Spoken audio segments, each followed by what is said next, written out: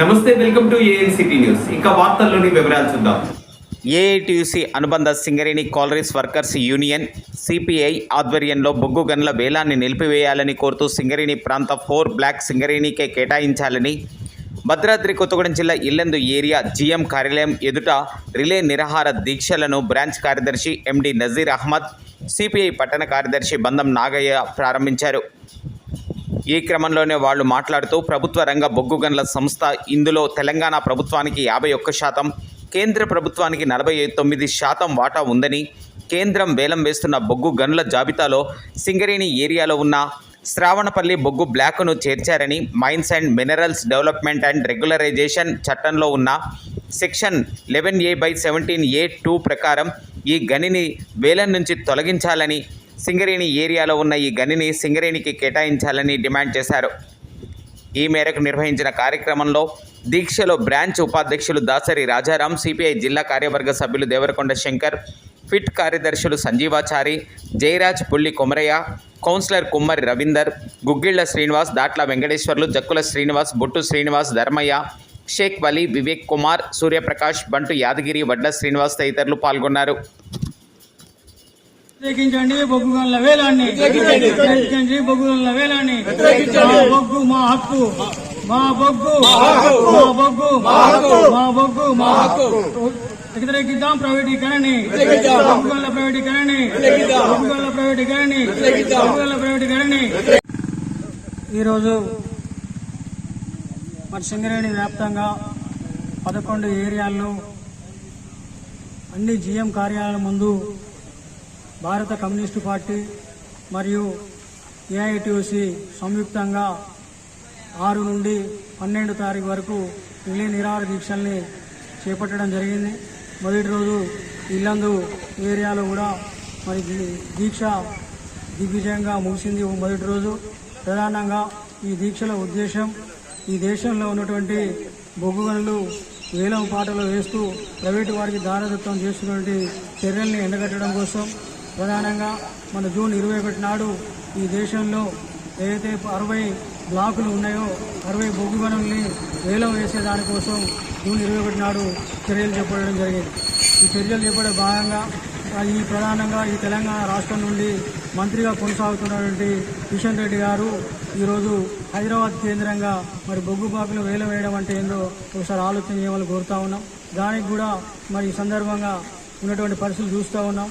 ఈ దేశంలో ఉన్నటువంటి ఒక పక్క నరేంద్ర మోడీ ఫాసిస్టు విధానాలలో ఇప్పటికే 44 కార్మిక చట్టాలు, 4 లేబర్ కోడ్ల విధించబడి కార్మికులు విధించే విధంగా చర్యలు జరుగుతూ ఉన్నాయి. ఈ తరుణంలోనే మరొకసారి ఈ బ్లాకులను కూడా వేలం వేసి ప్రైవేటీకరణ దిశగా తీసుకుపోయి ఈ 39,000 మంది కార్మికుల్ని మరింత కుదించే దానికోసం చర్యలు చేపడుతూ ఉన్నాడు. మరోపక్క సార్వత్రిక ఎన్నికల ముందు ఈ నరేంద్ర మోడీ చెప్పిన విధానం ఈ బొగ్గు గనులు ప్రైవేటీకరించబోము, మేము బొగ్గు గనులు నడుస్తాయి అని చెప్పి మాటలు చెప్పినటువంటి నరేంద్ర మోడీ మరి గెలిచిన తర్వాత గెలిచినటువంటి ఒక నెల రోజుల్లోనే ఇవాళ బొగ్గు బ్లాకుల్ని వేలం వేశాడంటే మరి అది కాంట్రాక్టీకరణ కాదా, ప్రైవేటీకరణ కాదా అని చెప్పి ఈరోజు ఏఐటీయూసీగా సిపిఐ పార్టీగా మేము ప్రశ్నిస్తూ ఉన్నాం.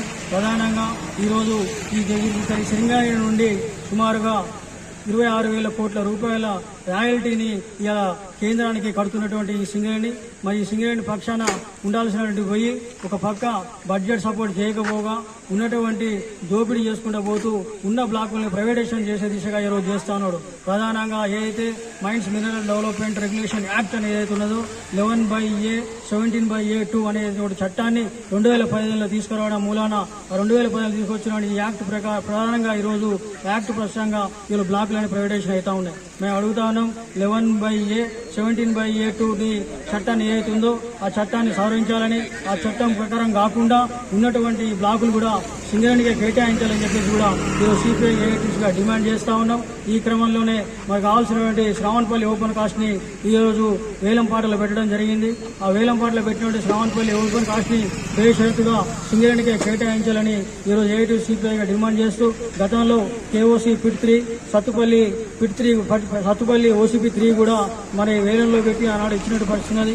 అరవిందో ఫార్మా కంపెనీ ఏదైతే శరత్ చంద్రారెడ్డి ఉన్నాడో ఇలా లిక్కర్ స్కామ్లో జైల్లో ఉన్నాడు. ఆయనకి ఈరోజు కేవలం OCP3 అంటగట్టారు.